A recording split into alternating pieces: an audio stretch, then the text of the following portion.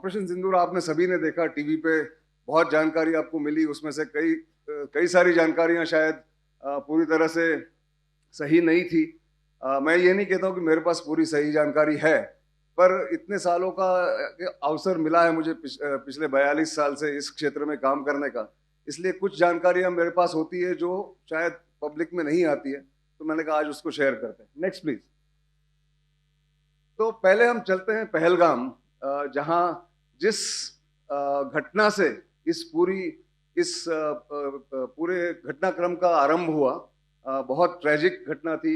Massacre हुआ, नरसंहार हुआ वहां पे लोगों का, 26 लोग इनोसेंट लोग वहां मारे गए, आपने देखा था।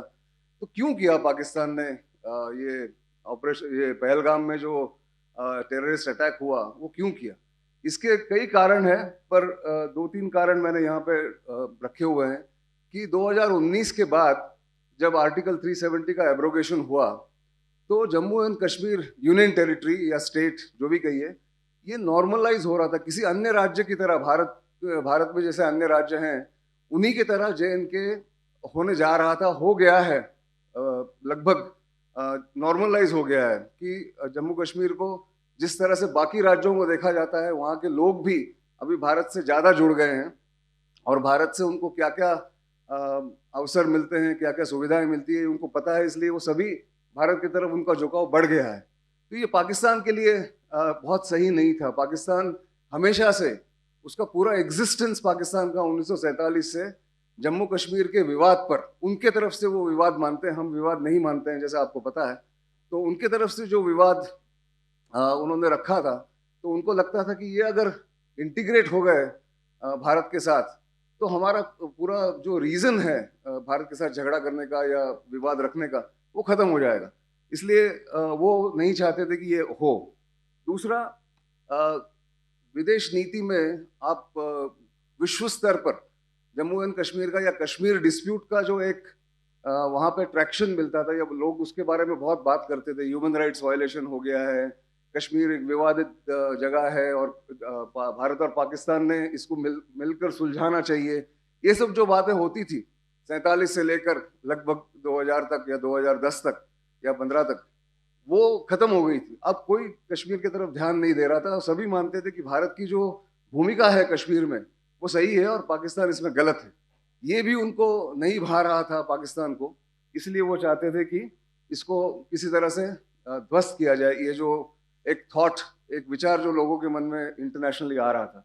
दूसरा था कि उनका जो अंतर्गत उनकी जो स्थिति है पाकिस्तान में, पिछले 3-4 साल से पाकिस्तान सेना, जो आपको पता है, ये बहुत लोगों ने सुना होगा कि अन्य देशों में अन्य देशों की सेना होती है, पाकिस्तान में पाकिस्तान सेना का पाकिस्तान है।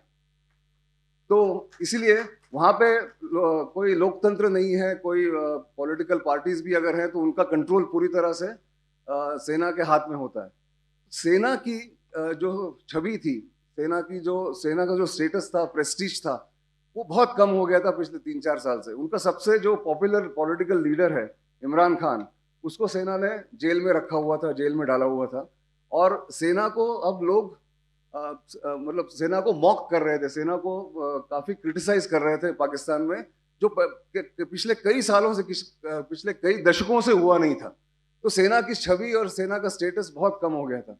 उसको वापस लाने के लिए उनको कोई एक तरीका ढूंढना था, इसलिए वो एक बात हुई थी। और वो तरीका क्या है कि भारत का जब तक पाकिस्तान के ऊपर ध्यान नहीं जाएगा, पाकिस्तान को जब तक महत्व नहीं दिया जाएगा, तब तक पाकिस्तान का महत्व नहीं बढ़ेगा, भारत जब तक नहीं देगा, ये उनके मन में हमेशा रहता है। मैं आपको एक किस्सा सुनाता हूँ। 2013 की बात है, ये सरकार आने से पहले की बात है। जनवरी 2013 में दुबई में मुझे किसी ने बुलाया था कि पाकिस्तान में नजम सेठी, आपने नाम सुना होगा, जो फ्राइडे टाइम्स के एडिटर हैं, और कुछ 2 पाकिस्तानी ब्रिगेडियर, रिटायर्ड ब्रिगेडियर, वो लोग थे। उस सेमिनार में मैं बात कर रहा था। उन्होंने कहा था कि क्या दोनों सेनाएं आपस में तालमेल करके कोई काम कर सकती है, भारतीय और पाकिस्तानी सेना? इस विषय पर मुझे बोलना था। तो मुझे ऐसा लगा कि उस समय से शुरुआत हो गई थी कि भारत ने ये भाप लिया था कि पाकिस्तान बहुत छोटी सी समस्या है भारत के लिए, भारतीय सेना के लिए, हमें चीन की तरफ ज्यादा ध्यान देना चाहिए। 2013 में मेरा ऐसा मानना था, और मैं देख रहा था कि भारतीय सेना ऑलरेडी ऐसी पॉलिसी अपना रही थी। तो मैंने उस प्रेजेंटेशन के दौरान, ऐसे ही प्रेजेंटेशन था, तो मैंने उसके दौरान कहा कि देखिए, पाकिस्तानी सेना को भारतीय सेना ने 4 बार हराया है, करारी मात दी है, और हमें पाकिस्तानी सेना को कैसे टैकल करना है, कैसे हराना है, ये जानते हैं, भारतीय सेना जानती है। तो आजकल वो उस तरफ नहीं देख रही है और वो चीन की तरफ ज़्यादा ध्यान दे रही है। तो मेरे प्रेजेंटेशन के बीच में, जैसे अभी मैं बोल रहा हूँ, आपसे बात कर रहा हूँ, उसके बीच में वो जो ब्रिगेडियर थे पाकिस्तानी सेना के रिटायर्ड, वो खड़े हो गए। उन्होंने कहा, wait wait wait, we are your enemy number 1, not China. तो वो हमेशा अटेंशन चाहते हैं। उनको जो है, भारत अगर अटेंशन नहीं देगा तो उनको बहुत तकलीफ होती है। तो ये सब पहलगाम करने की एक बात थी कि भारत इसमें आ जाए, हमारे ऊपर ध्यान दे, हमसे झगड़ा करे और हम इक्विवेलेंस हो जाए, हम इक्वल दिखाई दे दुनिया को, ऐसा उनका उद्देश्य था। तो ये सब करने के बाद कैसे कर सकते हैं? तो भारत को एक कॉन्फ्लिक्ट शुरू हो जाए, एक वॉर शुरू हो जाए, टेररिस्ट अटैक करते हैं तो भारत जरूर इसमें हम हमारे ऊपर अटैक करेगा और हमें हमारा महत्व बढ़ जाएगा। ये सब विचार उनके मन में थे, इसलिए पहलगाम हुआ। ये मैं आपको विस्तृत जानकारी इसलिए देना चाह रहा था कि बहुत लोगों ने पूछा है कि पहलगाम क्यों हुआ। Next please. तो उनको क्या करना था इसमें? Next please, go ahead, all put everything together. हाँ, तो एक था कि कश्मीर नॉर्मल हो गया था, वहां की स्थिति बिल्कुल नॉर्मल हो गई थी। लोग कह रहे थे कि ये तो अब टूरिस्ट भी जा रहे हैं। आपको पता है 2024 में वहां 2,36,00,000 भारतीय पर्यटक कश्मीर में गए थे घूमने के लिए, उनकी इकोनॉमी को सपोर्ट किया था। वहां पे इकोनॉमी जो उनकी थी वो पनप रही थी, उनको अच्छा से सपोर्ट मिल रहा था, पैसे मिल रहे थे। तो ये पाकिस्तान को ये नहीं, उसकी मतलब जानकारी थी और वो नहीं चाहते थे कि ऐसा हो।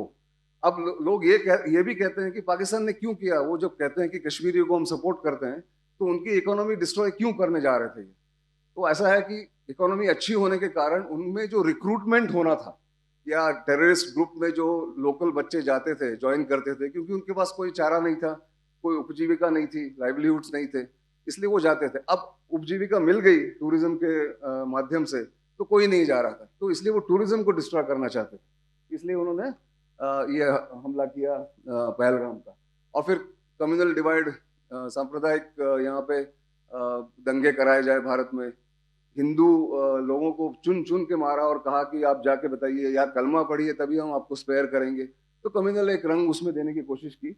और भारत का जो इकोनॉमिक प्रोग्रेस पिछले 8-10 साल से जो हो रहा है, और पिछले 2 साल से तो हम फास्टेस्ट ग्रोइंग इकोनॉमी है दुनिया में। तो ये प्रोग्राम, अगर ये इकोनॉमिक प्रोग्रेस को रोकना है तो भारत को किसी जंग में खींचना पड़ेगा। ये पाकिस्तान का मकसद था और इसीलिए पहलगाम किया गया। आगे नेक्स्ट प्लीज।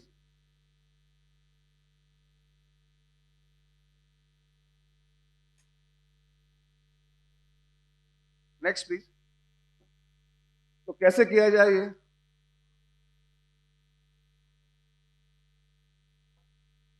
ये करने के लिए नॉन कश्मीरियों को उन्होंने टारगेट बनाया। उसके बाद पीक टूरिस्ट सीजन जो शुरू हो रहा था उसमें इनकी हत्या की जाए, ये तय किया गया। और मोदी गवर्नमेंट ने ये कहा था कि अगर हल्ला, जैसे हमला होता है, उरी में हुआ, उरी में जो हमने रिस्पांस दिया भारत ने, या फिर पुलवामा के बाद बालाकोट में जो हमला किया, ये उनको पता था कि भारत कुछ ना कुछ करेगा। पहले जैसा नहीं है कि हम चुप बैठेंगे, डॉसियर डॉसियर खेलेंगे, ये नहीं होगा। इसलिए वो चाहते थे कि ये सब करें, और ये इसीलिए ये मैसेकर हुआ। Next please.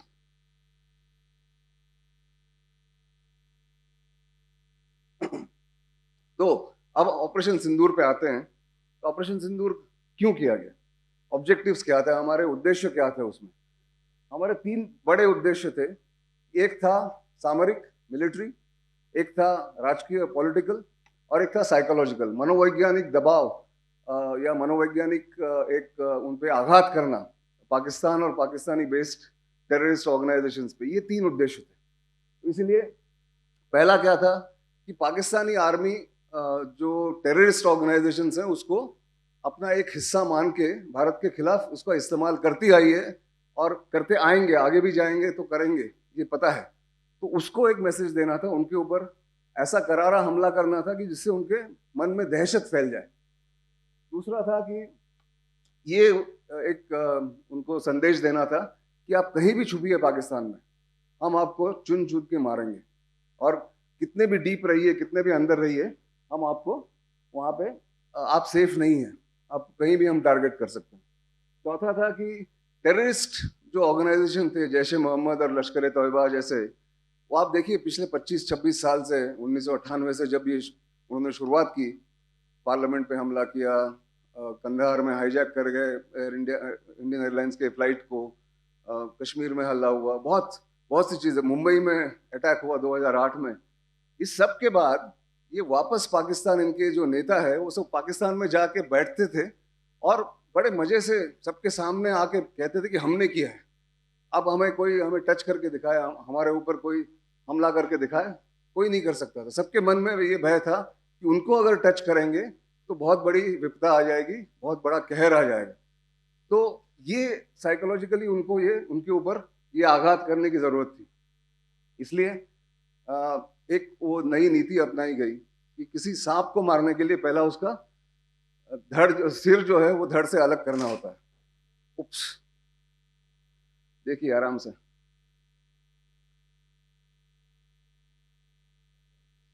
क्या चलिए, ओके। तो ये नीति ऐसी थी कि cut the head of the snake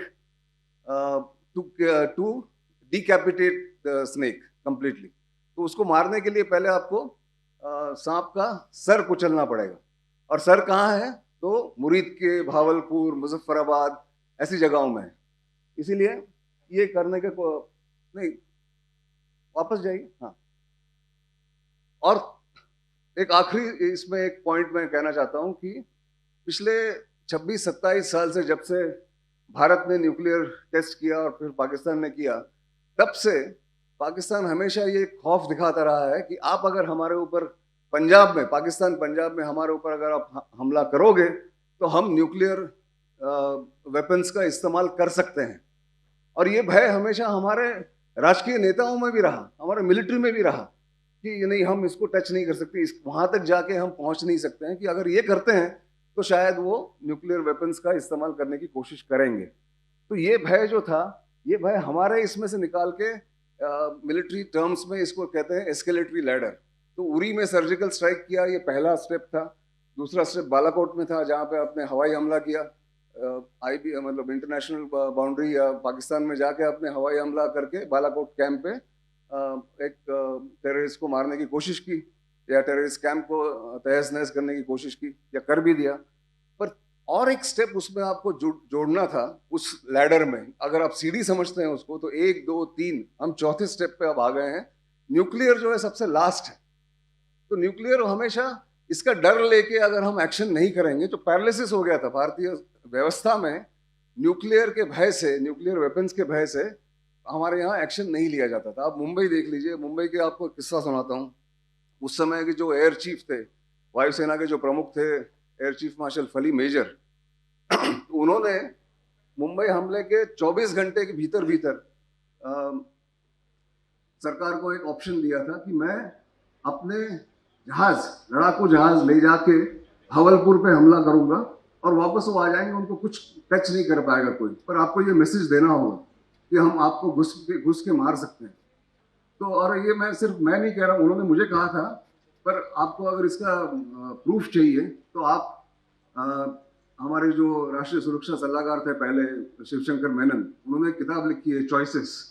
उसमें जिक्र किया है उसमें कि इसके ऊपर चर्चा हुई कैबिनेट में, और इसमें प्राइम मिनिस्टर्स ऑफिस में doctor Manmohan Singh prime minister थे। तो बहुत सी चर्चा के बाद उन्होंने कहा कि नहीं, हम ये नहीं करेंगे, एस्केलेटरी है, इससे जंग बढ़ जाएगी, बहुत खतरा बढ़ जाएगा, टेंशन बढ़ जाएगा, इसको हम नहीं करेंगे। इन्होंने खुद लिखा, शिवशंकर मेनन ने, आप पढ़िए उस किताब में, चॉइसेस नाम की किताब है। तब उन्होंने कहा था कि करना चाहिए था।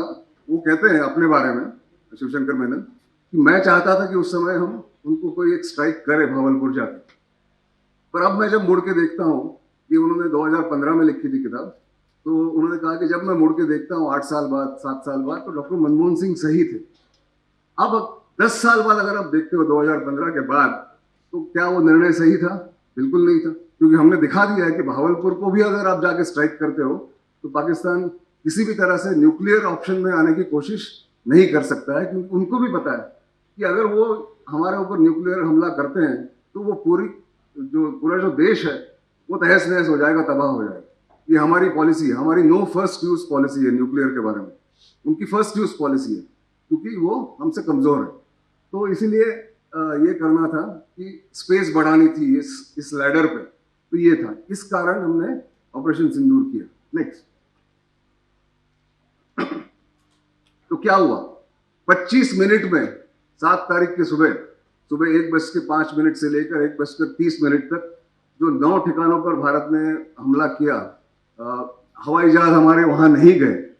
इधर भारत के सीमा में रहकर जो स्टैंड ऑफ वेपन से हमला किया गया, उससे पाकिस्तान का जो कॉन्फिडेंस था वो बिल्कुल डगमगा गया, क्योंकि हमारे डीजीएमओ ने, director general military operation, lieutenant general Rajiv भाई जो है, उन्होंने 15 मिनट बाद, ये जब खत्म हुआ 1:30 बजे सुबह 7 तारीख को, 15 मिनट बाद उनके डीजीएमओ को जो हॉटलाइन है हमारे पास अवेलेबल है, उससे फोन किया और बोला, मैं छाती ठोक के कह रहा हूं कि हमने इस पे हमला किया है, आपको अगर वापस हमला करना है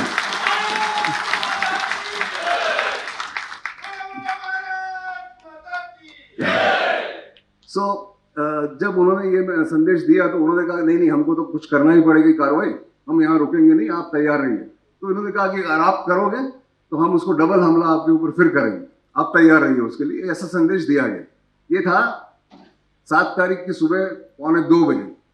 तो ये हुआ, फिर वो उनकी तरफ से कुछ ड्रोन्स आते गए, कुछ उन्होंने प्रोबिंग करने की कोशिश की, हमारे एयर डिफेंस कहाँ है, क्या कर रहे हैं, तो ये करने की कोशिश। 8 और 9 तारीख को सुबह, 7 तारीख को रात को, 8 तारीख को सुबह, 8 तारीख को रात को, फिर 9 तारीख को सुबह छोटे मोटे हमले दोनों तरफ से होते रहे। तो ऐसे लगा ये खत्म हो जाएगा।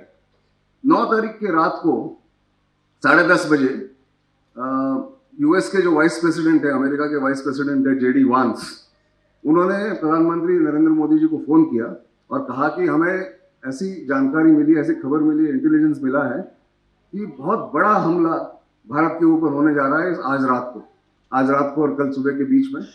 क्या आप चाहेंगे यहाँ कॉम्प्रोमाइज करना, या क्या आप चाहेंगे हम इसमें बीच में आकर उनको रोक दें? तो प्रधानमंत्री ने, अब मैंने प्रधानमंत्री से बात नहीं की है, पर मैंने लोगों से जो जानकारी इकट्ठा की है उसके बारे में मैं आपको अवगत कराना चाहता हूँ। तो प्रधानमंत्री ने ये बात सुनी, जेडी वांस जब बात कर रहे थे, तो उन्होंने कहा देखिए हमें कोई कॉम्प्रोमाइज नहीं करना है, हमने पहले ही बता दिया था कि हमारा काम हो गया है 7 तारीख, अब रोकना नहीं रोकना उनके हाथ में।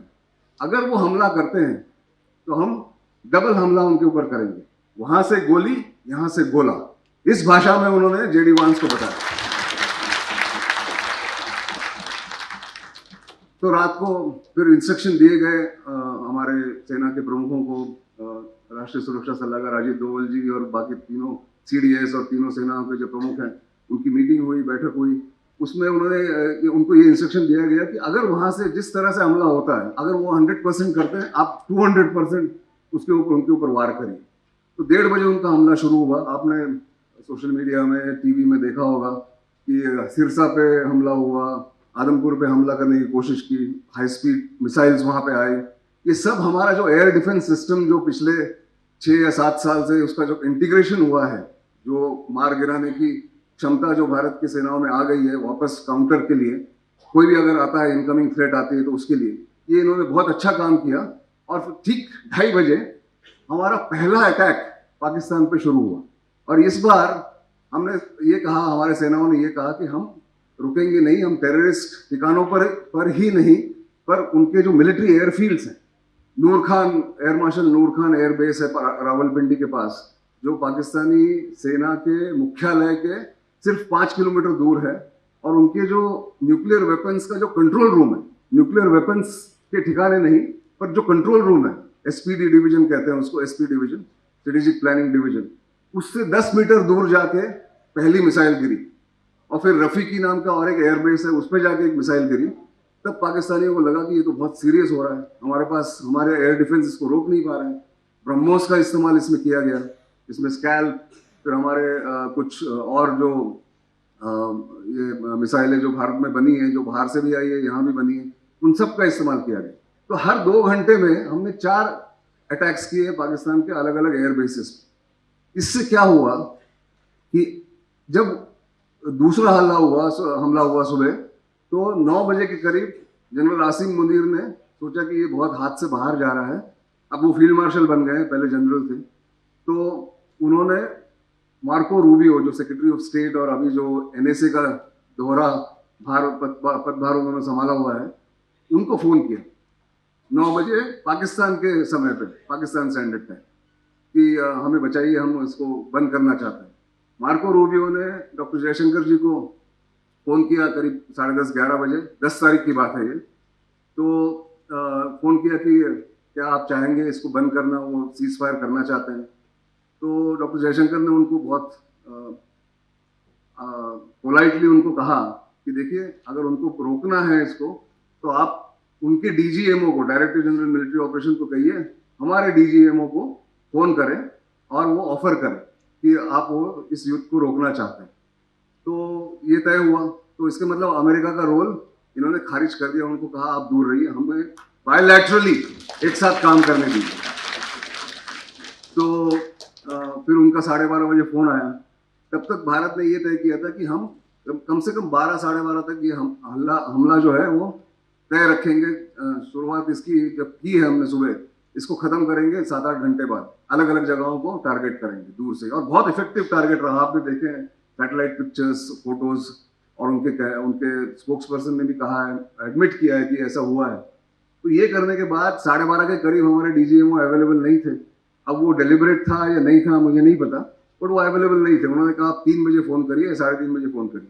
फिर उनके डीजीएमओ का 3:30 बजे फोन आया, उन्होंने कहा कि हम इसको रोकना चाहते हैं। हमने कहा ठीक है, हमने तो पहले ही कहा था आपको, फर्स्ट डे कहा था कि इसको रोकना है, तो रोक दिया। तो 3:50 पे दोपहर को 10 तारीख को ये तय हुआ कि सीज फायर, इसको सीज फायर भी नहीं कहेंगे आप, ये थोड़ा मान के चलिए कि लीगल टर्म है सीज फायर। अगर जंग शुरू होती है फॉर्मल, अगर आप वॉर डिक्लेयर करते हो, तब आप सीज फायर कर सकते हो। ये डिक्लेयर वॉर नहीं थी, ये स्कर्मिश था, ये काउंटर टेररिस्ट ऑपरेशन था। इसलिए सीज फायर, भारत ने कहा हम सीज फायर नहीं कहेंगे, हम कहेंगे स्टॉपिंग ऑफ फायर या स्टॉपिंग ऑफ फायरिंग। ये थोड़ा समझ लीजिए, लोग बहुत सीज फायर इसका इस्तेमाल करते हैं। अगर आप कुछ लिखते हो, कहीं बात करते हो, तो प्लीज कहिए कि भारत ने ये माना कि हम अभी फिलहाल पॉज करेंगे, जो फायरिंग हो रहा है दोनों तरफ से, उसको अभी के लिए फिलहाल रोकने के लिए हमने हामी भरी है, हमने हाँ कहा है। पर ये सीज फायर नहीं है। ऑपरेशन सिंदूर अभी खत्म नहीं हुआ है, ऑपरेशन सिंदूर पॉज पे है, ये टेम्परेरी रोका गया है, ये भी समझ लीजिए। तो 3:50 पे ये जब हुआ, तो पाकिस्तानियों ने मार्को रूबियो को फिर फोन किया कि हमने ये तय कर लिया है 5 बजे शाम को, 10 तारीख को हम इसको रोक रहे हैं। उस दौरान मार्को रूबियो ने शायद प्रेसिडेंट ट्रंप को बताया होगा कि ऐसा हो गया है। उन्होंने तुरंत ट्वीट कर दिया 4:30 बजे हमारे टाइम पे कि मैंने ये दोनों को इकट्ठा बिठा के या इकट्ठा बात करके हमने सीज फायर कराया है। I have offered them trade, now they have agreed to cease fire, they are good people, I know both of them, वगैरह सब अपना क्रेडिट लेने की कोशिश की। जहाँ मान न मान मैं तेरा मेहमान, ऐसी बात हो गई वहाँ पे। और भारत ने ये फिर क्लियर किया कि हमने किसी भी तरह से अमेरिका को बीच में आने नहीं दिया और उनकी कोई मीडिएशन हमने स्वीकार नहीं की। तो ये सीक्वेंस था, तब से ये स्टॉपिंग ऑफ फायर चल रहा है। पर मैंने कहा जैसे कि ये पॉज है, ये खत्म नहीं हुआ है। कल अगर कोई हमला होता है, टेररिस्ट अटैक होता है, तो भारत ने ये कहा है कि every terrorist attack will be treated as an act of war. तो ये एक नया संदेश भारत की तरफ से पाकिस्तान को गया है, पूरी दुनिया को गया हुआ है। Next please.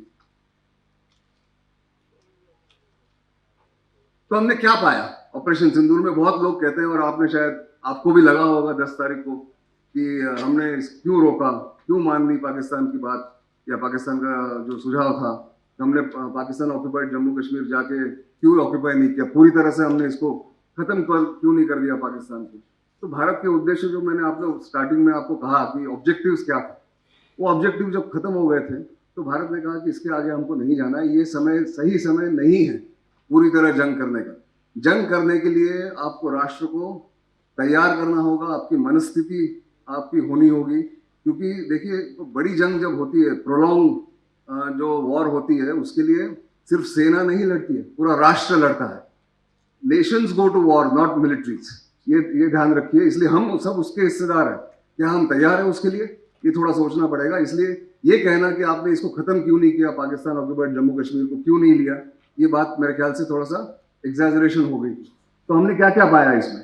ये कहते थे लोग कई सालों तक, कई दशकों तक, कि आप पाकिस्तान पंजाब में किसी को टच नहीं कर सकते हो। मुरीद के, भावलपुर, ये जो जगहें हैं, ये उनके लिए, पाकिस्तानी सेना और उसकी टेररिस्टों के लिए तीर्थ स्थान जैसे हैं।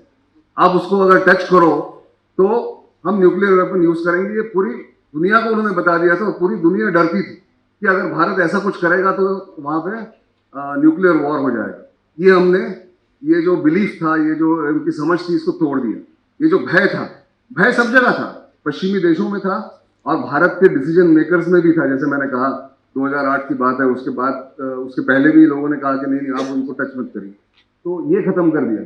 बहुत बड़ी रिस्क प्रधानमंत्री जी ने ली और उनको साथ दिया पूरे हमारे सेनाओं ने। उनका हमें बहुत अभिनंदन करना चाहिए इसके बारे में। तो अब एक नया नॉर्मल, न्यू नॉर्मल एस्टेब्लिश किया गया है कि जो एक हेजिटेशन था मन में कि नहीं ऐसे नहीं कर सकते हैं, ये खत्म हो गया। और क्या है, हमारी जो रक्षा उत्पादन नीति है, मेक इन इंडिया है, जो हम सेल्फ रिलायंस इन डिफेंस, आत्मनिर्भरता जो लाया है, जो पॉलिसी लाई हुई है, उसका हम परिणाम देख रहे हैं कि आकाश जैसे मिसाइल, MRSAM या आकाश तीर जैसे सिस्टम, और ब्रह्मोस, सबसे बड़ा यहाँ योगदान रहा है ब्रह्मोस मिसाइल का, जो भारत में निर्माण होता है। रशिया की टेक्नोलॉजी है पर भारत में पिछले 25 साल से उसका निर्माण हो रहा है।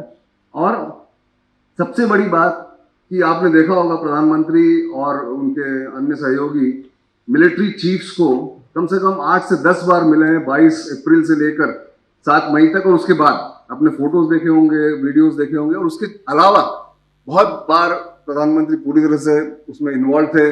रक्षा मंत्री राजनाथ सिंह जी उसमें शामिल थे और NSA तो इनके साथ ही बैठ के ही वो पूरा रणनीति बना रहे थे। तो ये जो पॉलिटिको मिलिट्री समन्वय जो है और तीनों सर्विसेज में जो एक कोऑर्डिनेशन हुआ है, ये बहुत नई बात है और ये हमारे लिए बहुत आगे बढ़कर, आगे जाकर इसका बहुत फायदा होगा। ये सोच लीजिए, ये पहले बहुत कम होता था, डायरेक्टली प्रधानमंत्री से बात नहीं होती थी सेनाओं के प्रमुखों की। इस बार हुआ और इसका परिणाम हम देख रहे हैं कि कितना सक्सेस भारत के लिए इसमें हुआ। Next please. तो इंडिया मेड वेपन, जैसे मैंने कहा, आकाश मिसाइल, आकाश तीर, MRSAM, लॉइटरिंग म्यूनिशंस, भारतीय कंपनी ने किया। ब्रह्मोस का मैंने यहाँ जिक्र इसलिए नहीं किया कि सबको पता है ब्रह्मोस क्या है, ये कम पता है कि आकाश तीर, इन सब ने क्या क्या काम किए। और ये भी सही है और हमें आत्मनिरीक्षण करना चाहिए, आत्म परीक्षण करना चाहिए कि हमारे कुछ सिस्टम्स जो 95% एफिशिएंसी जिनको काम करना चाहिए, वो 50 या 60% एफिशिएंसी से काम कर रहे थे इस जंग के दौरान या इस कॉन्फ्लिक्ट के दौरान। तो उनको सुधारने की हमें ज़रूरत है। और ये शायद मेरे ख्याल से सेल्फ इंट्रोस्पेक्शन जो है वो शुरू हो गया है। और इसके आगे जब जो भारतीय कंपनियां जो जिनके प्लेटफॉर्म्स और वेपन्स जो काम नहीं कर पाए, वो आगे जाके अच्छा काम करेंगे, उसको अपग्रेड करेंगे, उसको इम्प्रूव करेंगे। ये मुझे पूरा विश्वास है। और इसीलिए मैं समझता हूँ कि ये जो पॉलिसी पिछले 10-12 साल से हुई है, 11 साल से, आत्मनिर्भरता डिफेंस में विशेषकर, इसका परिणाम हम देख रहे हैं कि अब हम सक्षम हैं अपनी तरह से। जैसे देखिए, अगर आप बंदूक लाते हैं, AK-47 आपने रशिया से खरीदी या M777 अमेरिका से खरीदा, वो सब ठीक है, पर अगर उसका जो एम्यूनेशन है, उसका प्रोडक्शन अगर हमारे हाथ में नहीं है, हमारे कंट्रोल में नहीं है, तो हम सक्षम नहीं हो सकते। ये भी इंपोर्ट होता था पहले। आज प्राइवेट सेक्टर में एम्यूनेशन का प्रोडक्शन भी भारत में परमिट किया गया है और वो बढ़ भी गया है। ये बहुत बड़ी बात है। हम समझते नहीं है कि खाली बंदूक का कोई काम नहीं है अगर आपके पास उसका एम्यूनेशन है नहीं है, गोलियां अगर है नहीं है तो गोलियां अभी भारत में उसका निर्माण हो रहा है। ये बहुत बड़ी बात पिछले 10-11 साल में पॉलिसी चेंज के कारण डिफेंस में ये हुई है। आगे नेक्स्ट। तो क्या क्या हुआ? हमारा एयर डिफेंस सिस्टम बहुत अच्छी तरह से काम कर गया। एयरफोर्स ने ब्रह्मोस और बाकी मिसाइल का इस्तेमाल भारत में रह के अच्छा से किया, ये पता ही है। Stand of weapon, stand of मतलब क्या है कि आप अपने सीमा में रहकर 200-300 किलोमीटर तक मार कर सकते हैं। उन्होंने अच्छा काम किया। और एक हमारे पास अब चिंता का विषय यह है कि चीन ने जितनी मदद पाकिस्तान को की है, ये और बढ़ेगी। अभी 80% पाकिस्तान का वेपन्स और प्लेटफॉर्म्स चीन से आते हैं, वो शायद 100% हो जाएगा, क्योंकि बाकी देश उनको दे नहीं रहे हैं। तो हमें ये देखना चाहिए कि आगे जाकर हमारा चैलेंज कहाँ से आ रहा है। और इस समय शायद उस समय किसी ने कहा कि साइबर ये नया एक डोमेन है वॉरफेयर का, कॉग्निटिव वॉरफेयर। आपके दिमाग पे लोग वार करेंगे, आपको कंफ्यूज करने की कोशिश करेंगे, आपको ये कहने की कोशिश करेंगे कि भारत हार गया है, आपके जहाज गिर गए हैं। तो ये नैरेटिव जो बिल्डिंग है या कॉग्निटिव वॉरफेयर है, ये भी आजकल जंग का हिस्सा बन गया है। तो इसके ऊपर हमें थोड़ा सा ज्यादा ध्यान देना पड़ेगा, ऐसा मुझे लगता है। नेक्स्ट।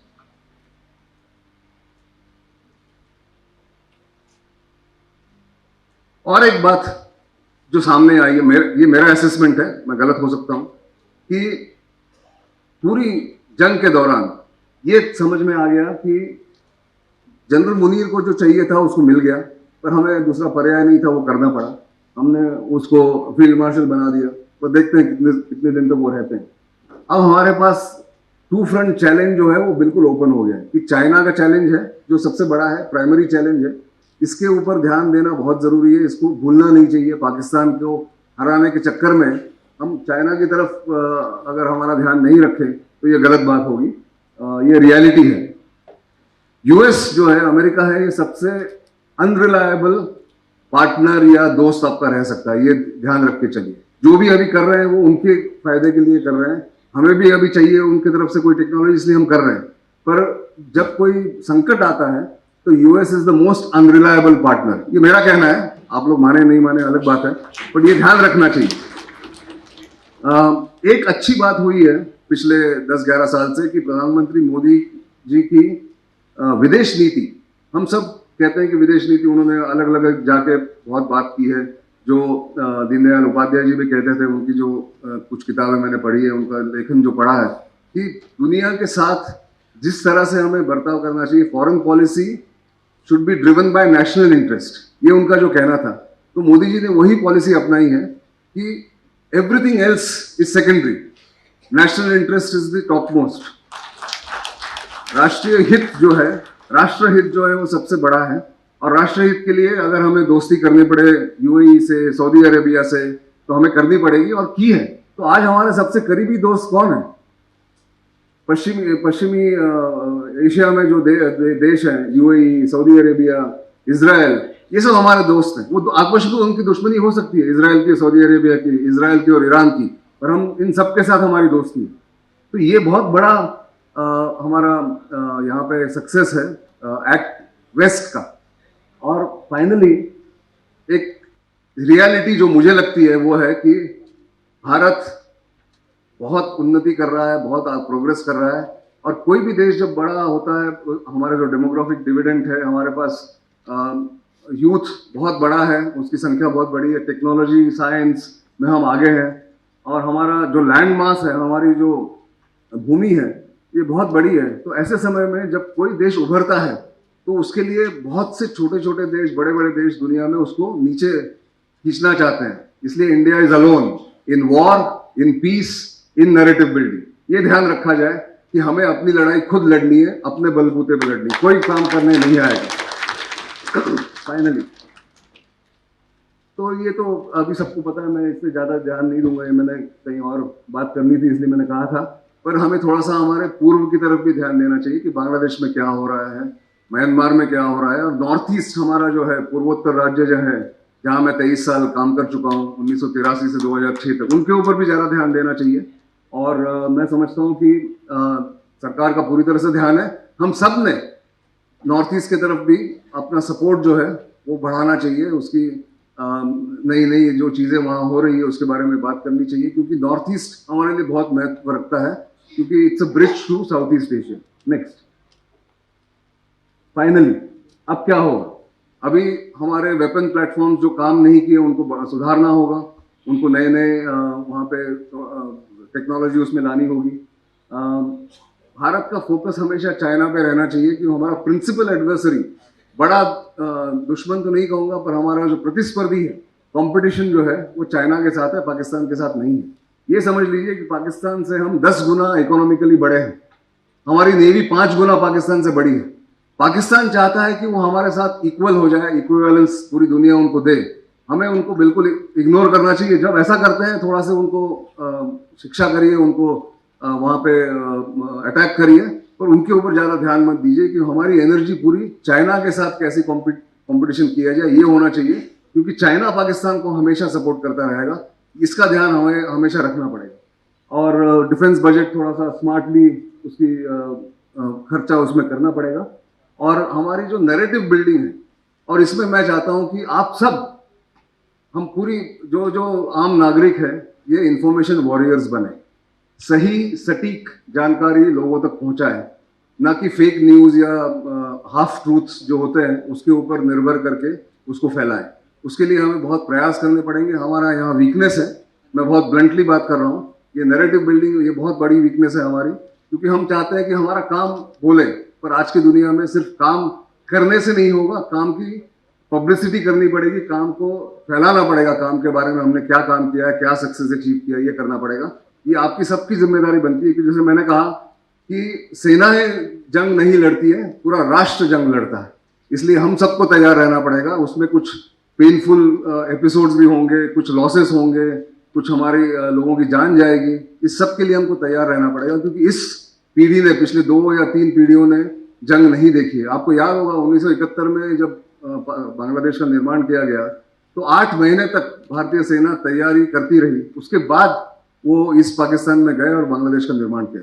तो जब हम कहते हैं कि पाकिस्तान ऑक्यूपाइड जम्मू कश्मीर को हमने हस्तगत करना चाहिए, उनको कंट्रोल करना चाहिए, उसके लिए तैयारी करनी पड़ेगी। उसके लिए हमें बहुत अलग अलग तरीके से मानसिक और मटेरियल तैयारी करनी पड़ेगी। ये इतना आसान नहीं है जंग करना। जंग कोई वीडियो गेम नहीं है, ये मैं कहना चाहता हूँ फाइनली। तो ये थोड़ा सा ध्यान रखें। और फाइनली मैं यही कहना चाहूँगा कि भारत आज बहुत अच्छी स्थिति में है, सक्षम है। बहुत ह्यूमनिज्म से लेकर हमारी फॉरेन पॉलिसी चलती है। जैसे दीनदयाल उपाध्याय जी ने कहा था कि ह्यूमनिज्म एंड राष्ट्रहित, national interest is upper most in every policy. वो अभी चल रहा है, तो इसको हमें सपोर्ट करना चाहिए किसी भी तरह से। मैं यही मेरा भाषण जो है यहाँ समाप्त करता हूँ, और अगर कुछ गलती हुई हो तो माफ़ करिए। Thank you.